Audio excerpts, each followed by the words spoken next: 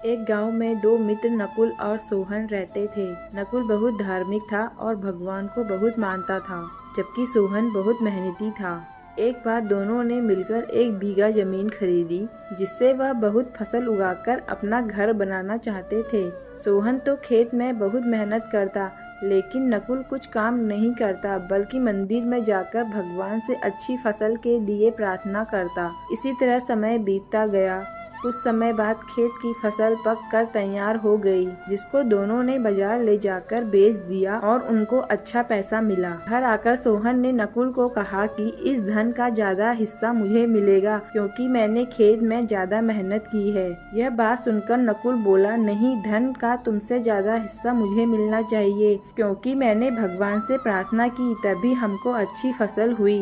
भगवान के बिना कुछ संभव नहीं है। धन के बंटवारे को लेकर दोनों गांव के मुखिया के पास पहुँचे। मुखिया ने दोनों की सारी बात सुनकर उन दोनों को एक एक बोरा चावल का दिया, जिसमें कंकड़ मिले हुए थे। मुखिया ने कहा कि कल सुबह तुम दोनों को इसमें से चावल और कंकड़ अलग अलग करके लाने हैं, तब मैं निर्णय करूंगा कि इस धन का ज्यादा हिस्सा किसको मिलना चाहिए। दोनों चावल की बोरी लेकर अपने घर को चले गए। सोहन ने रात भर जागकर चावल और कंकड़ को अलग किया। नकुल चावल की बोरी को लेकर मंदिर में गया और भगवान से इसके लिए प्रार्थना की। अगले दिन सोहन जितने चावल और कंकड़ अलग कर सका, उसको ले जाकर मुखिया के पास गया, जिसे देखकर मुखिया खुश हुए। नकुल वैसी की वैसी बोरी को ले जाकर मुखिया के पास गया। मुखिया ने नकुल को कहा कि दिखाओ तुमने कितने चावल साफ किए हैं।